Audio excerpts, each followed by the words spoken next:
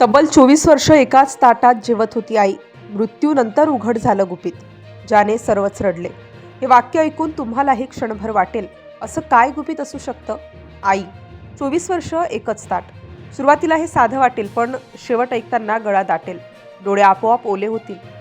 ही गोष्ट आहे एका घराची, एका साध्या आईची आणि तिच्या अशा प्रेमाची, जे तिने कधी शब्दात सांगितलंच नाही. तो मुलगा आजही आठवतो. घरात सगळं काही देतो. सगळं काही घरात होतं. जेवण असायचं, भांडी असायची, मोठ्या प्लेट्स, छोट्या वाटे. आई मात्र नेहमी नेहमी नेहमी एकाच ताटात जेवायची. कधी कोणी विचारलं नाही, कधी तिने सांगितलंही नाही. आई मोठ्या ताटात घे ना म्हटलं की हसून म्हणायची, अगं एवढंच पुरतं मला. घरात पाहुणे आले, सणासुदीचे दिवस आले. घरात कधी कमतरता नव्हती, पण आईची प्लेट मात्र बदलली नाही. दिवस गेले, महिने गेले, वर्ष सरली. मुलगा मोठा झाला, शिकला, नोकरीला लागला. घर बदललं, आयुष्य पुढे गेलं, पण आई, ती मात्र अजूनही त्या एकाच ताटात. कधी कधी तो बघायचा, आई कधी सगळ्यांना वाढायची, मुलाला, मुलीला, नातीला, सगळ्यांना, आणि शेवटी स्वतःसाठी त्या छोट्याशा ताटात थोडंसंच घेऊन बसायची. तो क्षणित विचार करायचा, आई फारच कमी खाते, पण पुढच्याच क्षणी तो विचारही निघून जायचा. कारण आई आहे ना, आई म्हणजे त्याग. आणि मग एक दिवस असा आला जो कोणीही टाळू शकत नाही. आई गेली, घरात शांतता पसरली. ती शांतता जी शब्दांपेक्षा जास्त बोचणारी असते. आई गेल्यानंतर घरातल्या वस्तू हळूहळू बोलू लागतात. कपाट उघडताना आठवणी बाहेर येतात. भांडी उचलताना हात थरथरतो. स्वयंपाकघरात पाऊल टाकतानाच डोळे भरून येतात. आणि त्या दिवशी तो मुलगा त्या प्लेटकडे पाहतो. तीच जुनी, थोडीशी खरचटलेली, कडेला रंग उडालेला, पण तरीही स्वच्छ.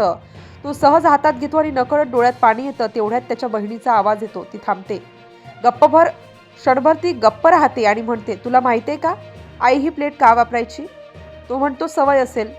बहीण डोळे पुसते आणि हळू आवाजात म्हणते, नाही. क्षणभर सगळं थांबतं. घर, हवा, आवाज. आणि मग ती सांगते, 1999 साली तू 7वीत असताना शाळेत बक्षीस जिंकलं होतंस. तो गोंधळतो.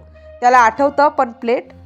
बहीण पुढे म्हणते, ती प्लेट तीच बक्षीस होती. त्या क्षणी त्याच्या अंगावर काटा उभा राहतो. आईने मुलाच्या जिंकलेल्या बक्षिसात 24 वर्ष जेवलं.